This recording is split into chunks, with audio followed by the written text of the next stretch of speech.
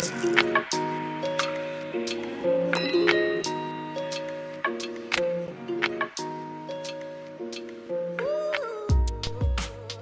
everybody, it's Sasha.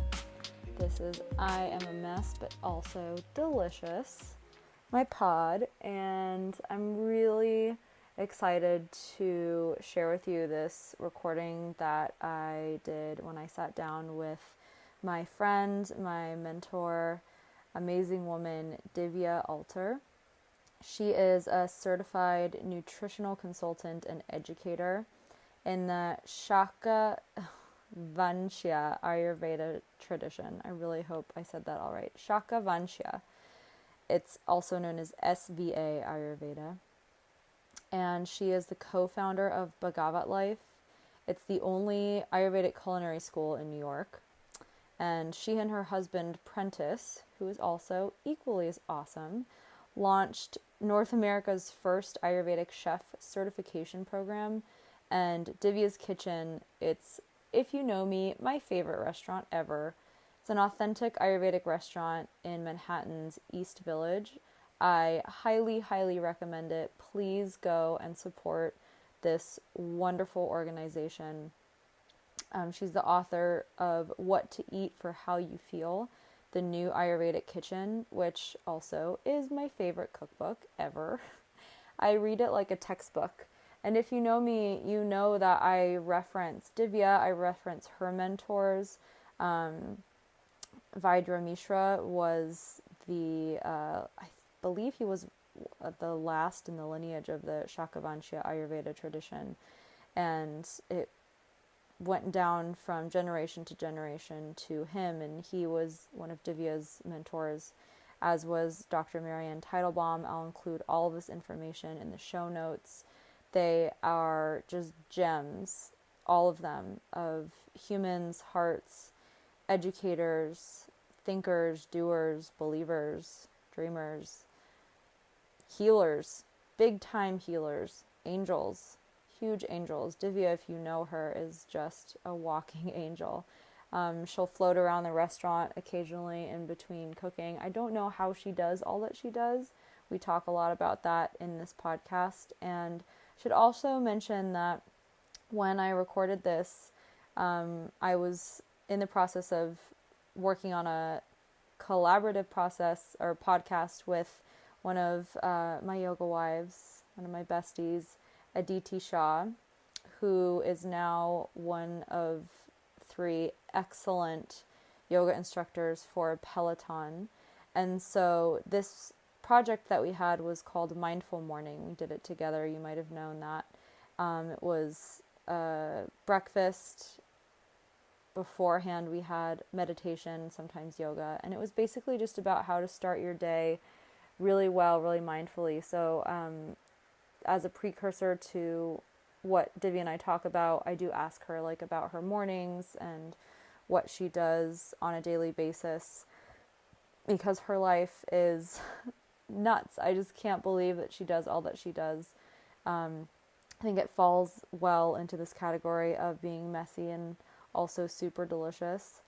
Her food, though, is not messy. If you go to her restaurant, it is absolutely gorgeous. And so I just can't say enough positive things about this woman and her mission and her food. It is superb. Highly recommend the restaurant. You can get the cookbook on my Amazon storefront along with a bunch of other awesome Ayurvedic ingredients. It's totally transformed and enhanced my life in so many ways and continues to do so. I just really believe also in infusing ancient wisdom into your modern day life, and I think Divya does that so beautifully. So I'm really excited to introduce you to her, and I hope you enjoy our conversation together as much as I did. Thanks, everybody. Okay. Hi, everybody. Thanks for joining our Mindful Morning podcast. I'm Sasha, and I'm here today with Divya Alter of Divya's Kitchen and Bhagavat Life Cooking School and Cookbook and a lot of other beautiful, wonderful things. Divya, tell me more about all of this, and thank you for being here. Well, thank you so much for having me. I'm very excited to be with you. anything you do, I want to be part of it, Sasha. I feel exactly the same way. This is a great relationship. Thank you. So you do a lot of things. One thing that people might know you for the most, based on my Instagram and my clientele and friends and family, all know that I love your restaurant. Aditi feels the same way. We eat here often. But a lot of people don't know that your restaurant came from a cooking school, and the cooking school came from your past in Ayurveda. So tell us a little bit more about your businesses here in New York, and then maybe about how you got here, how it all led to what you're doing now. Well, my husband Prentiss and I came to New York City about 10 years ago, and we were invited to the Bhakti Center to contribute to some of the educational programs here. And before that, we actually used to organize meditation retreats and all kinds of workshops on meditation and mindfulness all over the country, even outside of the United States. And then we ended up in New York, and the director of the Bhakti Center at that time, he said, well, you're such a fantastic cook, why don't you start cooking classes? And that's how our cooking school began. Bhagavat Life. Bhagavat Life, yes.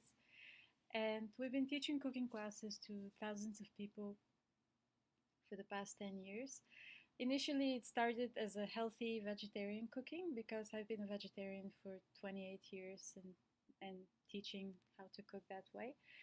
And then I met my Ayurvedic teacher, Vaidya Ramakant Mishra, and he helped me. He and his best student, Dr. Marianne Teitelbaum, helped me cure my autoimmune disease. I had an autoimmune disease. And I was so impressed, and a big part of it was the food. And I already knew how to cook, but I didn't know how to cook Ayurvedically, like to use food as medicine. And I was so impressed by all the recipes and all the cooking workshops I took with Dr. Mishra that I decided to just dedicate my life to teaching Ayurvedic cooking because I benefited tremendously from it. And over the years, I've seen thousands of people benefit from it. So I decided to just focus on that. And that somehow, then did that turn into a cookbook, or did the cookbook turn into a restaurant, or how did that all evolve? So, I mean, after 10 years of developing recipes and teaching cooking classes, my students started to complain. They're like, especially people who keep coming to classes, they're like, I have this big folder of recipes. You should just put them all in a book. And then I decided to write a cookbook. And maybe a year and a half or almost 2 years into writing the cookbook, then the space where the restaurant is now, it opened up and the landlord offered it to us. And we said, okay, we're ready to open a restaurant now. So the cookbook was published about 6 months after we opened the restaurant, but I've been working on it a couple of years before that. Right. And are the dishes, I know that many dishes are featured in the restaurant too, correct? Like some of the dishes in the restaurant can be found in the cookbook. Yes. Yeah. And people often tell me, like when they come to the restaurant, they ask me, so what should I eat? What's popular here? And I would tell them, well, I don't recommend eating what's popular. I recommend eating according to how you feel. So, and that's where the mindfulness comes because people are not used to just think, oh, how do I feel right now? What do I need to balance myself? What kind of food? So I would say if you feel very hot, these are the cooling dishes that will help you cool down. If you feel very sluggish, these are dishes that will actually energize you. Or if you had a very hectic day, these are dishes that will actually ground you and help you really nourish you. So that's why my book is also called What to Eat for How You Feel, the new Ayurvedic Kitchen. And we encourage people who come to our restaurant to eat mindfully, but in a light way. Mm-hmm. Not to stress about it. Yeah. Yes, which is what you've encouraged me to do a lot, and I'm trying. So this is all, I think, very well received in New York especially, and in the world right now. I think many people are seeking this type of lifestyle because it connects you back to yourself. Like you were saying, you're not trying to promote a certain dish. You want people to come in and literally check in with how they feel and eat accordingly. So how did you get to this point, like growing up? Because I know in your country where you grew up, Ayurveda and yoga were not necessarily this well received. And maybe they are now, I'm not sure. And they, of course, had other mindfulness practices. But can you tell me a little bit more about your upbringing and how it got you to this place of just overall mindful living, like mindful lifestyle? Well, I grew up in Bulgaria, and during my time of growing up and finishing school, it was still a communist country. So everything spiritual was forbidden, and there were no yoga studios. It was actually, I really wanted to practice yoga and be a vegetarian, but it was very strange and very unusual for the culture. How did you even find out about yoga, though? Well, I got 2 books. There were only like a couple of books on yoga in Bulgarian, and all the spiritual parts of yoga were taken out. But they were asanas, so I, I still remember. I read that this was like hardcore hatha yoga, so getting up at 4 o'clock in the morning, taking cold shower, and then doing asanas and breathing pranayama. So I tried doing that for about 3 days. I was 17 years old at the time. This was my rebellion, by the way. I wanted to be a yogi, how to be different from the rest. Such a rebel. So I lasted 3 days. It wasn't for me. I had no idea what I was doing. But I really wanted to be a vegetarian. I wanted to practice yoga. And you know, when you're on crossroads in your life and you search and your antennas are up, so somehow destiny comes to you. So I was walking down the street and I met a person who was running an underground yoga ashram in my town. Underground, was it actually underground? Well, no, underground meaning it was secret. Like secret, okay. Yes. I picture it like in a basement of Oh, an no, old no, building. it was just an apartment. Okay. But it was outside, it was secret, yes. So I absolutely loved the class. They also served a full feast of Indian vegetarian food at the end that blew me away. So I was like, yeah, this is my place. Here I can be a vegetarian. I can learn how to cook. I can learn yoga. So I started interning and helping in the kitchen. And that's how my cooking journey began also. So, but my training at the yoga ashram and cooking was all about mindfulness. It's like you never learn these things in a regular culinary school.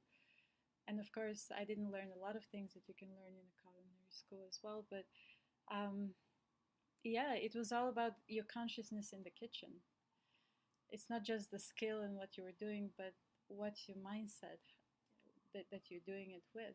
So yeah, cleanliness was very, very important. I mean, extreme cleanliness standards, like we only clean clothes, like very, very high standards of cleanliness. Also, like the pots were always shiny, and the meditation of scrubbing the black spots on the pots was like, I'm cleaning my mind right now. That's a nice way to look at dishwashing, is meditation. Yeah, I still love washing dishes for that same reason. It's like, let me clean my mind a little bit. So, patience, tolerance, controlling your mind in the sense of having positive thoughts while you're preparing the food, and cooking with love, not bringing any negative energy into the food. This was really a lot of my training in cooking at the ashram, on top of learning how to cook physically, the skill itself. So, and that then led you to other culinary experiences or meditation. I know you had a journey after that. Was it mostly based in the culinary world? Like, after you had that relationship with food, is that what you knew you wanted to do and introduce to the world? Because like I said, this was obviously not popular that, and I'll use air quotes, popular back then. So, but this is something that just really spoke to you. Yeah. So did you know at that point, like, okay, onward, and that's where it took you? Like, where did it take you next? Well, when I was cooking at the ashram, and this was for about 5 years on and off, I was doing other things as well, but I realized that I'm in love with food. I just love food. But I wasn't very conscious about food in relation to the body and the mind. I wanted to explore food.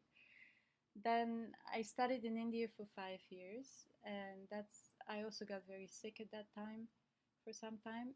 So this is what brought me to Ayurveda. So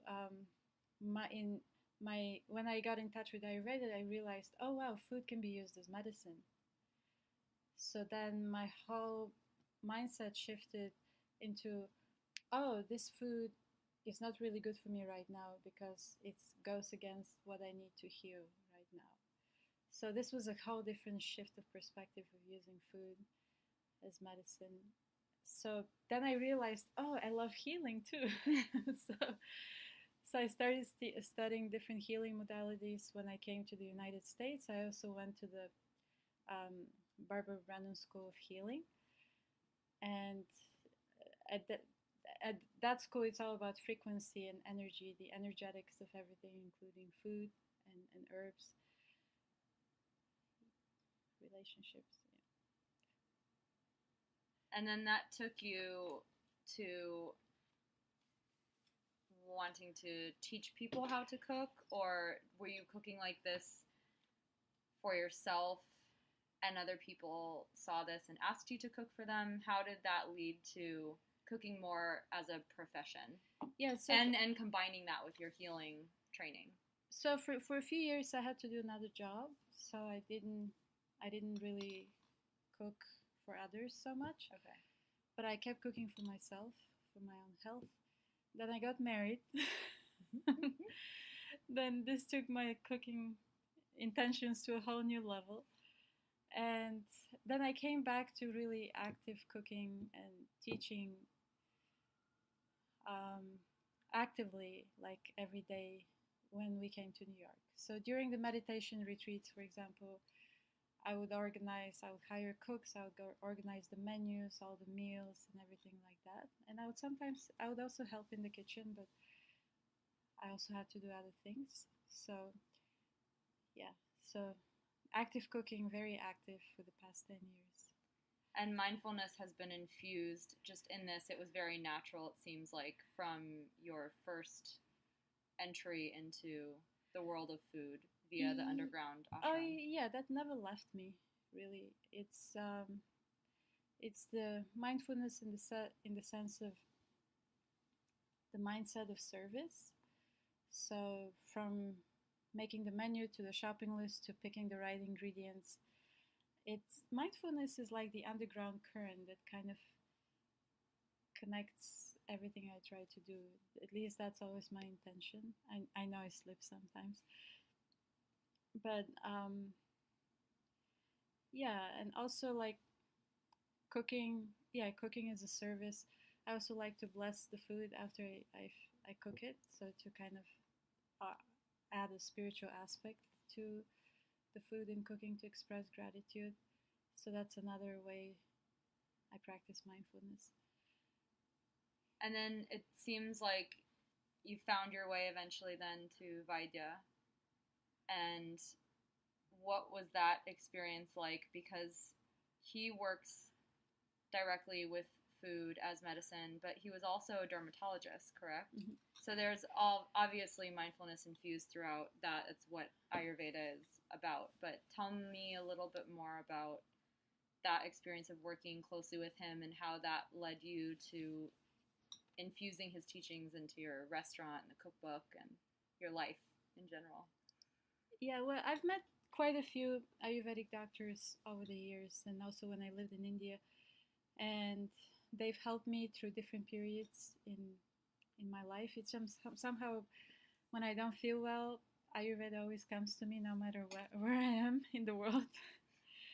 So But when I met Vaidya, he really impressed me because he was the only Vaidya Ayurvedic doctor that spoke so much about food, about the healing properties of food, but also about all the very practical things of recipes, how to prepare, how to combine. When you combine two ingredients together, what's the synergistic healing effect? Or spice blends. Like, I've learned so many different recipes for different spice blends that have different effects on the physiology. So he was the first person who really taught the actual skill of cooking that stems from a very old lineage of Ayurveda. So he wasn't just making it up. Like, he would share recipes that he's learned from his mom, who and she's learned it from her mom. Like, they were like, some of the recipes were very, very traditional, and also he helped me learn the principles of Ayurvedic cooking that I can apply now to any time, place, or circumstance with whatever ingredients I have. So yeah, I've never learned so much about food and cooking in relation to Ayurveda and from Vaidya Mishra. And what also inspired me is that his teachings were very authentic. He would always quote the Sanskrit texts and refer to what different sages said and about particular ingredient. And what strengthened my faith in Ayurveda through Vaidya was to see how those very wise men who wrote the ancient Ayurvedic texts, how they knew about the properties of food and modern science is discovering today. So it's like, oh wow, this is really true. so he really inspired me, both the theory of Ayurveda but also the practical application. And what motivated me the most was that it worked. It wasn't just some dry knowledge; it actually worked. Time-tested techniques. Yes. That's what my Iyengar teacher says about Iyengar. Is it's time-tested. You know and you see, and it's been proven over and over, just in front of your people's own eyes and in their experience. And it's not just. It doesn't have to necessarily be measured by science, but if we need to, we could. Exactly. Yeah, and it's universal. You can apply it anywhere at any time. Mm-hmm. At any age. Yeah. So glad I found you, whatever age I am now, 33. Same I found you last year. Yeah, and I agree with that, or I resonate with that inspiration of me finding you, and even finding Dr. Teitelbaum through you, and Vaidya Mishra and even just his website and his products have all been really, I don't want to say life-changing, but life-enhancing.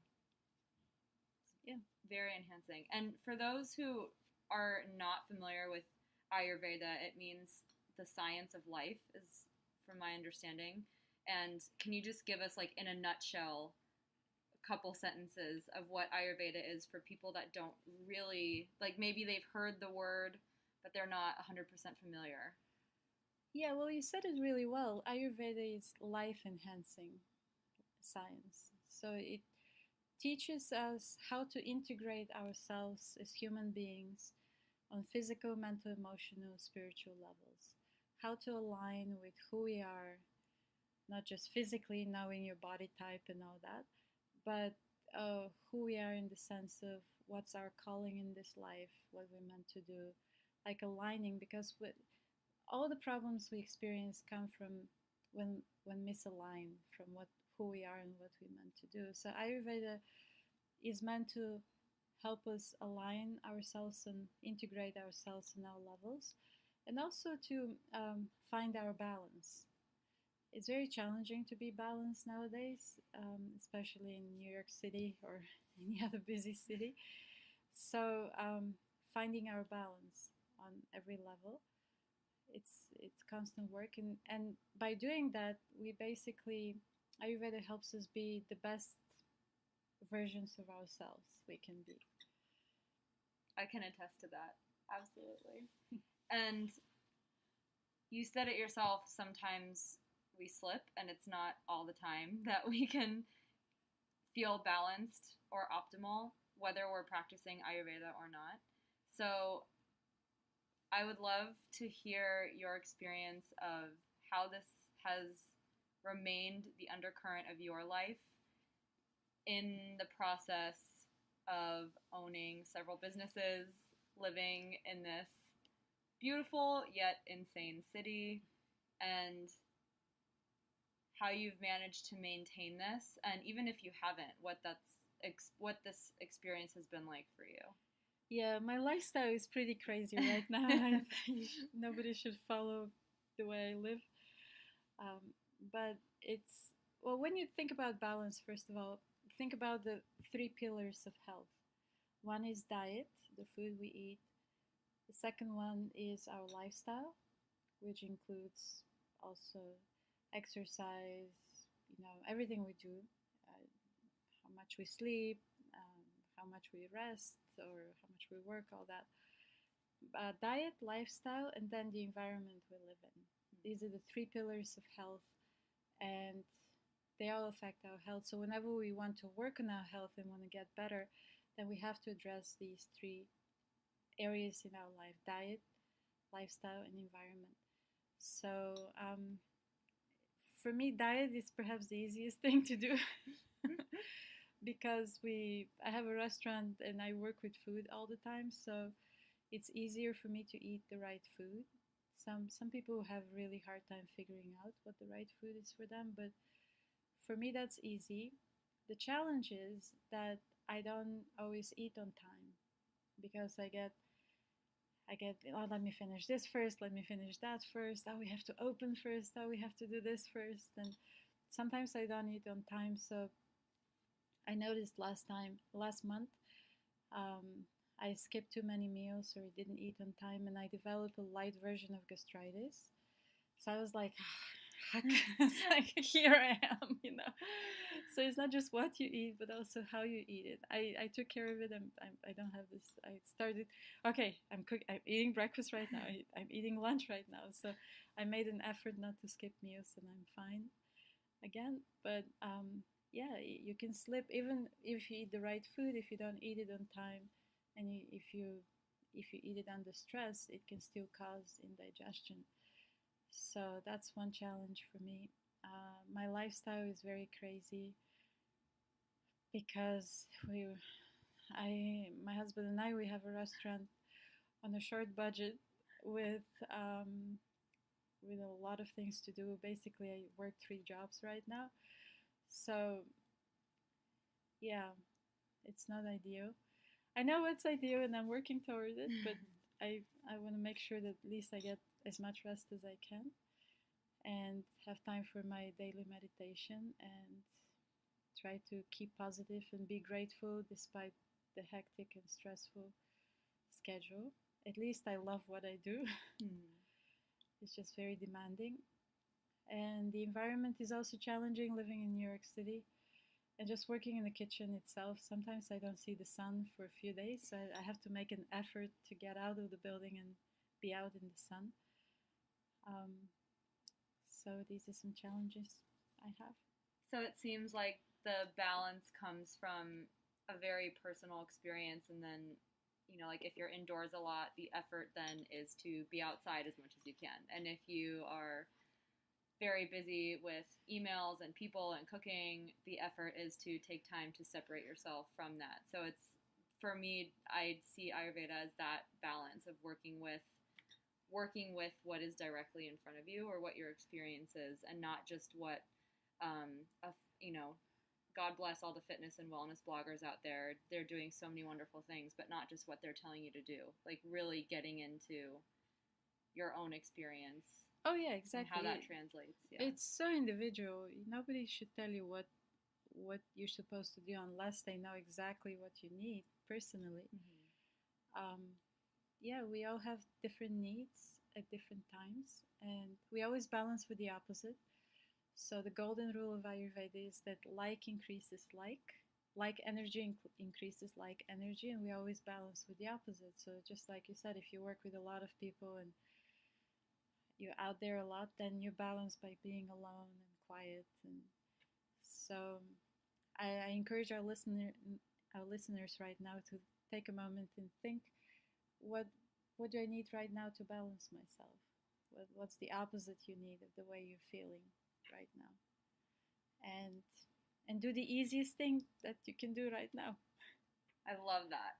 That's such a good tip because it's actionable and it forces you or gives you a moment to get connected. How do I feel? And what's one thing you can do that's the opposite of maybe what's overwhelming you?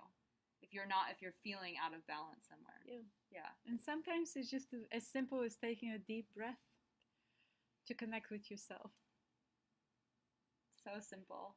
But a lot of us fail to do it, especially if you live in New York. So you were saying also, before we end, I would love to hear what your ideal, I know it's busy right now, but your ideal mindful morning, what does that translate as to you?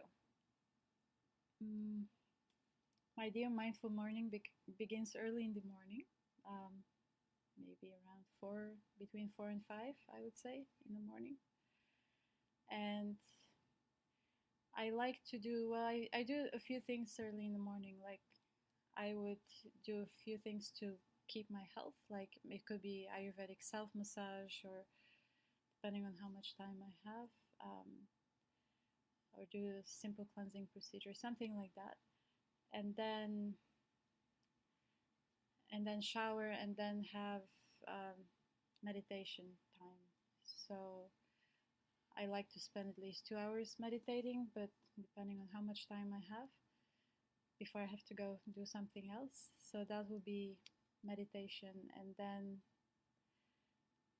I also like when I cook, especially when I cook breakfast, I'm kind of by myself, so I like to listen to something that inspires me. It could be a lecture, or it could be music, or something like that that perpetuates the mindfulness and prepares my mind for the day, because my mind can get really crazy sometimes. So to kind of stay focused, things like meditation and listening to lectures, or if I have time, reading would be ideal. But so it just keeps my mind calm and helps me stay focused for the day. That would be the morning. And what's your favorite breakfast? My favorite breakfast, well, I like the cooked apple pre-breakfast a lot. Oh, I am all about the cooked apple pre-breakfast. It's in the cookbook, you guys, Amazon.com, What to Eat for How You Feel. It is so good, so grounding. You were so right. Just super grounding. It's a very simple recipe. Just take an apple, peel it, chop it, cook it with a couple of cloves until it's soft, and eat it first thing in the morning before even you drink water. It's very, very good for your digestion, but it's also amazing the way you feel when you eat it. So I usually have that, and nowadays my breakfast changes all the time depending on what I need to eat. Nowadays I feel like I need to have higher protein dishes in the morning, so I would have something with, like, I would soak some lentils overnight and I would make like simple lentil dish. I also have a recipe for vegan protein that I haven't published yet. It's my new surprise recipe. It's amazing. Also, it's an ancient recipe I learned from Vaidya Mishra. And this is a kind of protein you can keep as a staple in your fridge for a couple of days. So, and it cooks in just 5-10 minutes, so it's very quick. I would just add some vegetables, and it's very satiating and very tasty. Yeah, I would do something like that. My weakness is I wish I had more time to exercise. That's something I need help with from you. Maybe. We'll talk about it later. Yeah. We'll do some yoga later. So, yeah. But I stretch in the elevator. That's something. Like you said, it's better than nothing. You take little moments. Yeah, I jump on the trampoline and I stretch in the elevator, which is very slow. So it's good stretch time. So you actually do have time. But I think that's important for people to realize too, that even if you're busy, you can take these little moments and prioritize what you need. So food is a priority for both of us. And that means in Ayurvedic in the Ayurvedic realm, cooking fresh daily as much as possible, avoiding leftovers, and that's something. And like when you said, if you have 5 minutes, you stretch in the elevator. Maybe it doesn't take you full 5 minutes to get up here, but like little things here and there to implement into your life based on your priority.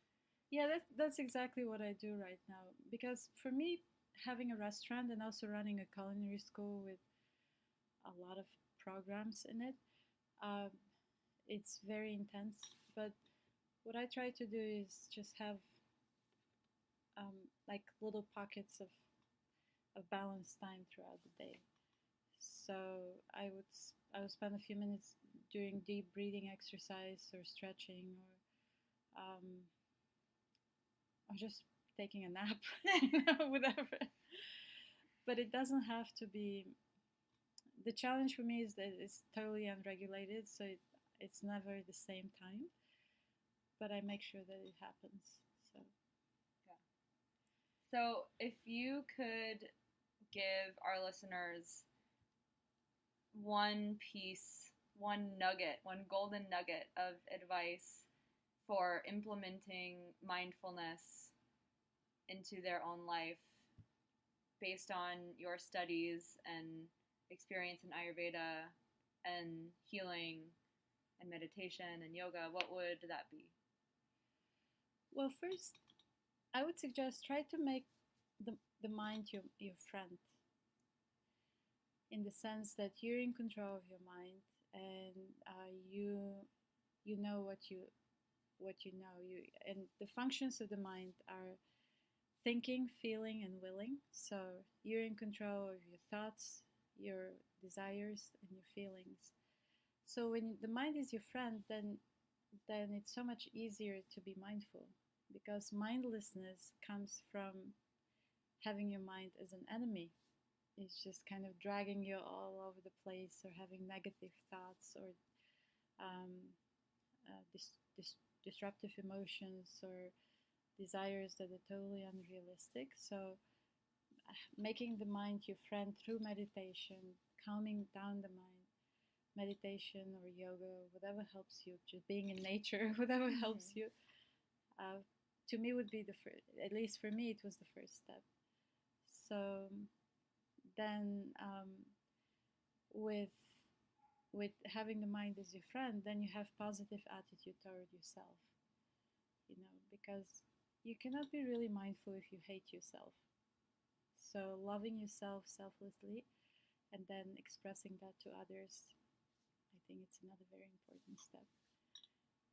And then from there, everything stems very naturally. You're naturally mindful of others because you respect them as living beings, or you're naturally mindful of your actions, of your thoughts, of your surroundings. And that's all we crave, is just attention. Yeah, attention, because we want relationship. We human beings, we're meant to have relationships, and because happiness comes from being in relationships with others and with yourself too. Yes, yeah. Exactly. Yeah. Thank you, Divya. I could talk to you for 2 more days. Maybe longer. Thank you so much. We'll have to do this again, but this was so wonderful, and I know everyone will get such incredible information and inspiration out of this. As always, go buy the cookbook. Anything else you'd like to say as a send-off? No, I want to thank our listeners. Thank you for staying with us today, and I hope I can see you in person. If you ever see me, just tell me you listen to it and we can talk more about mindfulness. Come to New York and we'll all go to Divya's kitchen. Bye, everybody.